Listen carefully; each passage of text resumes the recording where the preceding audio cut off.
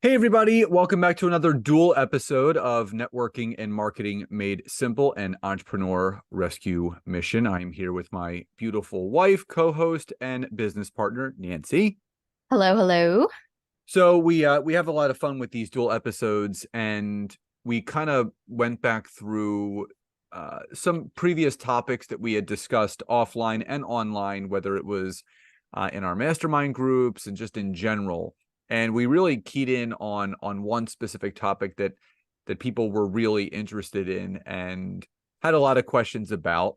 And that's specific activities to increase sales in your business. And I know that's, I would say, maybe a very broad topic because I think everyone's looking to increase sales in their business. But what Nancy and I love to do is to educate and inform everyone, whether you're watching this or listening to this, giving you tangible things to apply. Nancy and I were listening to a podcast a few months back, and it's Coaching with Ajit. And he was talking about how people need to move from the digestion of content and information and move into application. So it's going from consumption to application. So that's kind of what triggered this episode, because we want to give you guys applicable things that you can do and activities that you can do, obviously, to increase the sales in your business. So Nance, let me turn it to you so you can kick us off. Yeah. So again, if I go back through my content, which I highly recommend all of you do, right? Take a look at your, insights on your posts, what topics are really resonating with people. It's great to go into insights and take a look at your last year. But every time I do this, right, for all of my content, everything that I create, it always pops up, right? People love the posts that I make about how, or tips, how to increase sales, how to help obviously sell more, and makes perfect sense, right? That's what we're here for. We want to, of course, help people, but we want to close more sales in our business. So I thought it'd be really fun, right, to Scott's point, to do a dual episode and talk a little bit more about all things sales and really give you guys some tangible tips and takeaways, not just around some of the basics, but some things that you can do to increase sales in your business. So I thought it would be kind of cool to kick it off with some kind of like an overview, right, of 10 reasons why you probably aren't selling as much as you think you are, right? So I kind of want to lay that foundation down so that you guys can get a nice picture, right? A nice overview of what is actually happening in your business, right? Because very often we're like, I'm Scott. Remember whenever I had first started my coaching business, and I was like, why isn't anyone working with me? Do you remember what you told me? Yeah, because you're not talking about it. Does anyone even know you're coaching? And you're Yeah, like, and it it no. was so funny because I actually went on my website, I went on my social media, I went on everything. I'm like, holy crap, like I'm not even posting about it. So, one of the top reasons is number one, you are not actually posting about what it is that you do. So if you're not talking about it, you're not sharing it, no one's going to know what it is that you do. The next one is you aren't getting it out there, right, to your email lists. So I know some of us, who are listening, maybe you don't have an email list. Maybe it's something that you've just started to build. But if you have an email list, right, you should be getting it out there as well, right? It's not just about posting on social media. The next is, and I like this, I was talking to Scott the other day, like imagine, and Jasmine started an episode, a podcast episode a long time ago, and she was talking about, could you imagine if you had an entire garage full of vitamins, right, that you had to sell and they're about to expire, right, in like the next 2 months, and you had to get those bad boys out and you had to have a sense of urgency. So the third one, right, the third reason why you're not selling is there's no scarcity or urgency, when it comes to selling your product, right? If you're not creating any kind of urgency or any kind of, hey, sign up, we've got 10 places here, or, pushing it out there or having urgency yourself, what do you expect is going to happen? So I always thought that was really cool to think about it. Again, you've got an expiring service, like get it out there, while you can. The next is it's unclear, right? You're not very clear on what it is that you do or what it is that you sell. If you are not clear, guys, on what it is that you do, please you got to get clear there first. If you're not confident, your audience knows, right? They're going to smell it from a mile away when you go to try to explain what you do and you're kind of fumbling with it. That's not going to equate to sales, right? So whether it's using a tool like ChatGPT or, going and maybe doing a little bit of a search and kind of getting some inspiration on what others have already built, getting clear, right, on what it is that you do is huge. The next is make sure that you're sharing the benefits. Okay. A lot of people talk about, oh, with this group coaching program, you get a one-on-one call, you get a this, you get a that, you get a whatever, but we forget to talk about the benefits, right? Scott and I love a podcast. It's called Master Coaching with Ajit, Ajit. It's great. He actually talks and he coaches with a lot of mindset coaches. And he said one of the biggest things that mindset coaches struggle with is marketing their services and what it is that they do. And he said, really, really great exercise is actually going through and getting very clear on not just the features, right? But what are the benefits that match up to that? Because if you think about it, right, if you tell someone, oh, I'm going to do some mindset work with you and we're going to have a one-on-one session. Okay, cool. That sounds okay. Or, hey, I'm going to actually have a session with you that's going to help you remove limiting beliefs. I'm going to help you have better communication with your relationships in your life, with work. We're going to help you be more productive. I mean, literally, that sounds awesome, right? So think about the benefits that you offer with all the different things that you do and make sure that you're communicating those. As we move along, right? I'm not going to go through a million of these, but, you got to look at your audience. Are you marketing and speaking to a big enough audience? So are you doing the things obviously to grow online? Are you marketing to the right people? Do you know who it is that you are best suited to serve?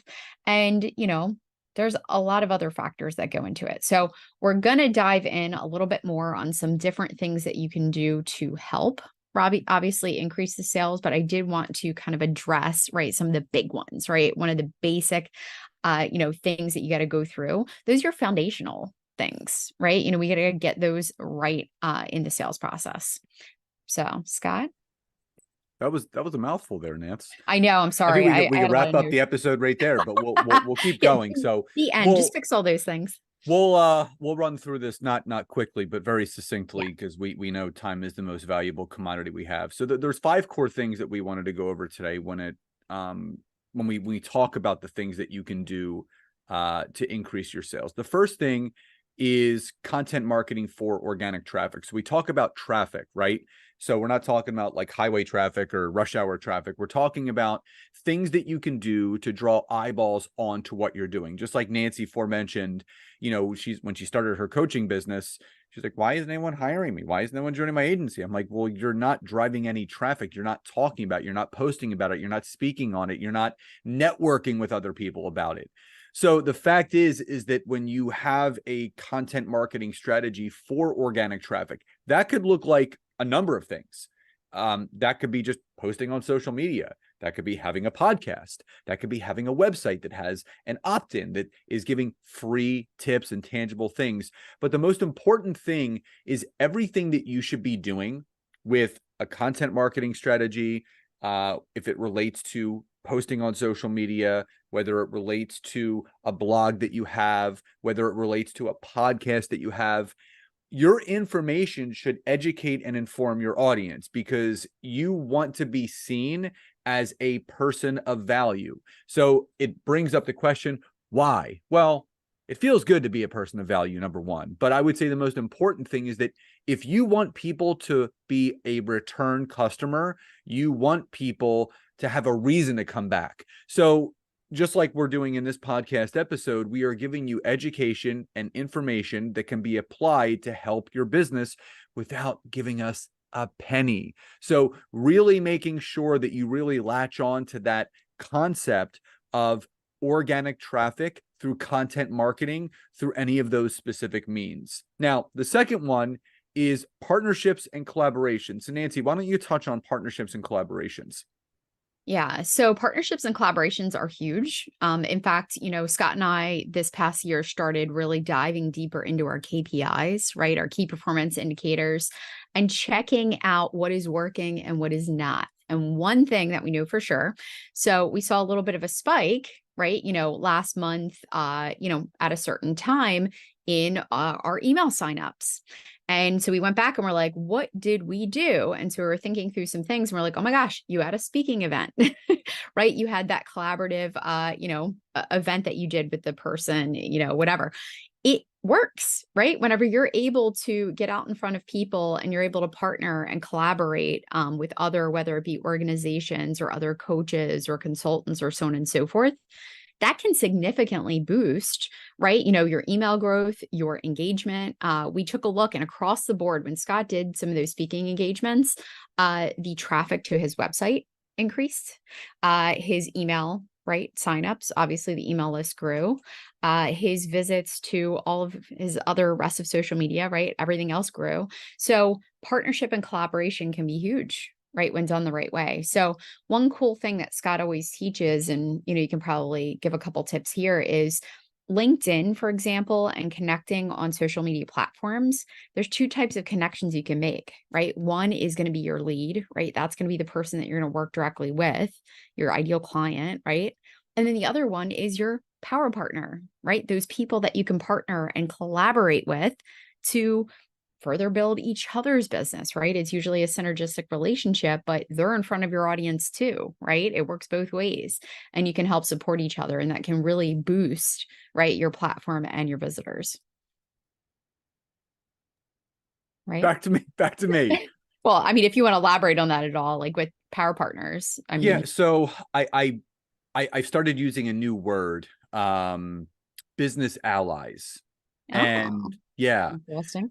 Well, yeah, I mean, because again, when you think about allies, those are people that have your back. They are people that have your best interest and vice versa. You have their best interest. And not saying power partners isn't a good phrase, but I love the term business allies because it's the quality over the quantity aspect. And the fact of the matter is that why Nancy and I love LinkedIn so much is because you need to make sure that you are, people focus too much on the ideal client side of things. Like, I'm just going to connect with a bunch of ideal clients on LinkedIn.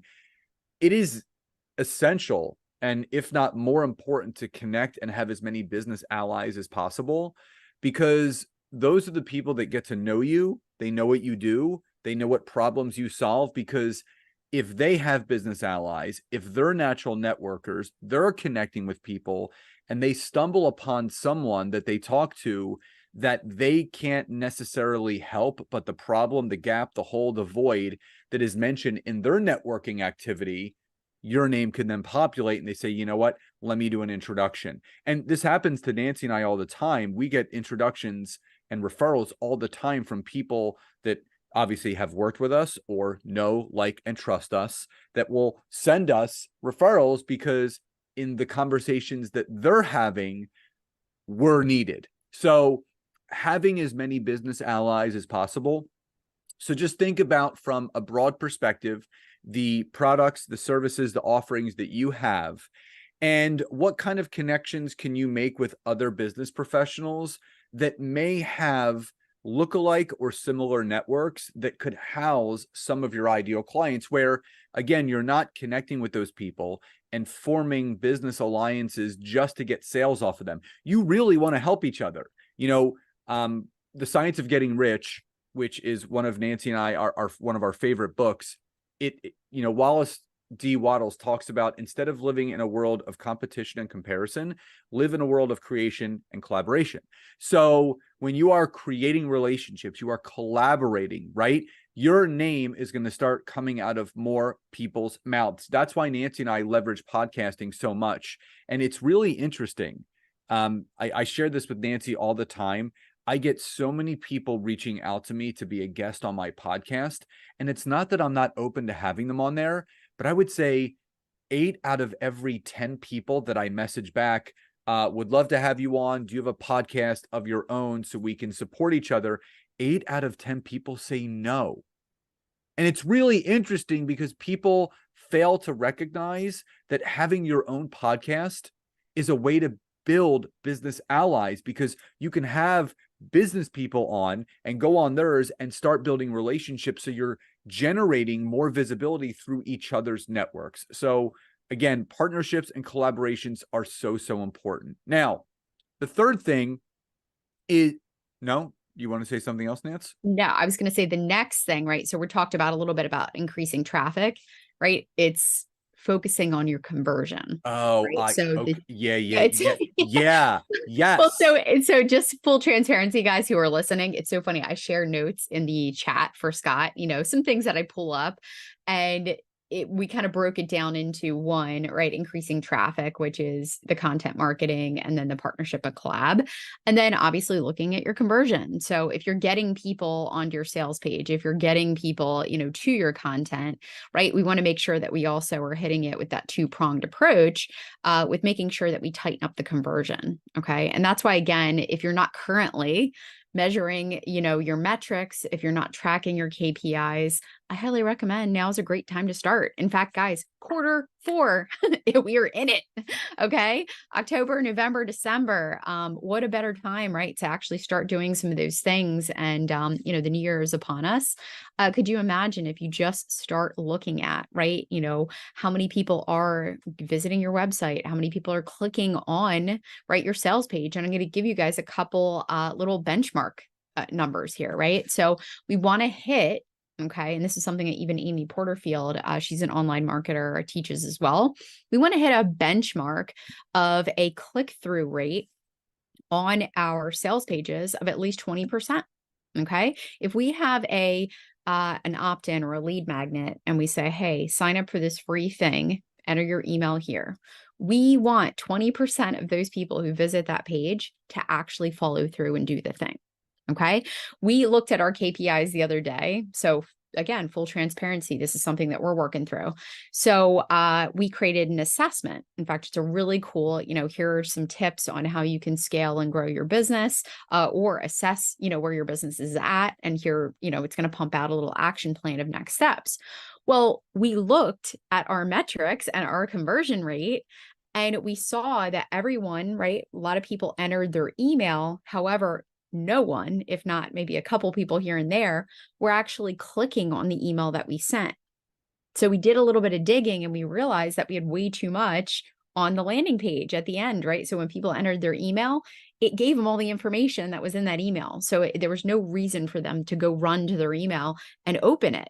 So that's another, right? We obviously want to increase and improve that because we want our email open rates to improve as well.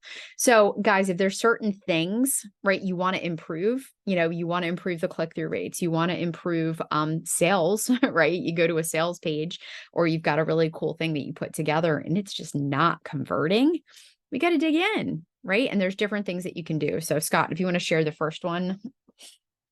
Yeah. So number one is prioritize user experience. So we use the word prioritize because obviously that needs to be an essential aspect of what you need to do. And what do we mean by user experience? So it's the experience that person has, whether it's the person that is attending your workshop, whether it's I would say, not just the deliverability of maybe your free opt-in, but what's the experience of that person going to have? So I'll use myself as an example. If anyone goes to my website, scottaaron.net, I have a free opt-in on there to help people in the beginning process of strategically using LinkedIn to grow their business through optimizing their LinkedIn profile. So there's a little opt-in on there that people can, put their name and email. It gets delivered to them. And basically, it's a way to start building the know, like, and trust. They can applicably take the information they're learning in that free offering and then obviously apply it very, very simply. Something that I forget who said it, but Nancy I loves think it's this Donald quote. Miller. I think I know what you're going to say. Donald Miller. Yeah.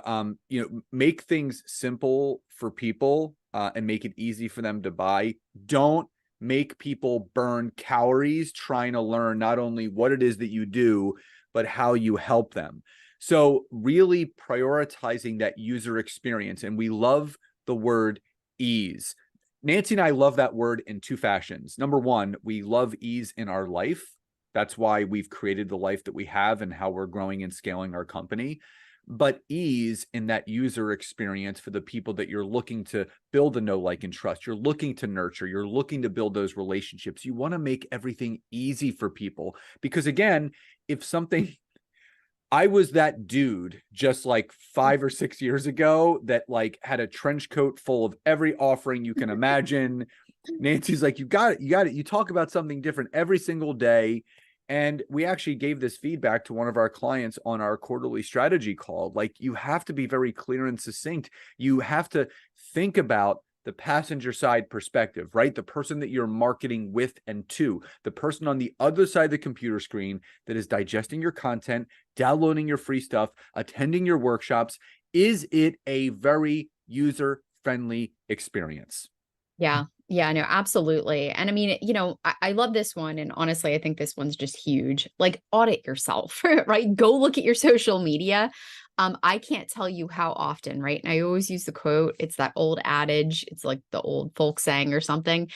It's hard to see the label from inside the jar. And so when you're in your business, right, you're sleeping and breathing it, and you're like, yeah, I know this. And everybody knows what I do. No one, right, does. Just assume no one does. So when people go to your website or go to your Instagram or go to your Facebook or your LinkedIn, is it easy to understand, number one, what it is that you do and how you help people? And two, how in the heck can they work with you? Right? Is it right there? Is it a clickable link when they can go ahead and book a call with you or go ahead and hire you? Don't make things complicated. Okay. So make sure the user experience when they land in your lap, when they, go to your page, make sure it's easy for them to book a call. I mean, again, it's just a silly thing and we don't need to go on and on, and we'll go to the next one. But, I even listened to an audit that another coach was doing. It was comical. She was ripping everyone's Instagram accounts. And I mean, it was so raw and real. She's like, no one cares about this. That makes no sense. That has nothing to do with. But the whole point was, guys, it's not about you. It's about your client, and it's about them landing on you. And is it what they need? And is it easy for them to go ahead and click and, purchase and buy? So again, make sure that user experience to work with you is easy. Okay. The other thing, so again, whenever it comes to conversion, right? If you guys have worked with people, okay, and Scott's actually the king of this. He has almost 500, right? It's over at this point, right? 500 LinkedIn. 500. I just got another one today. 510 written recommendations. Look at it. And I even gave him a little, so if you guys are watching on video, we're recording this on video as well. I made a little certificate for him, right? So 500 written recommendations on LinkedIn.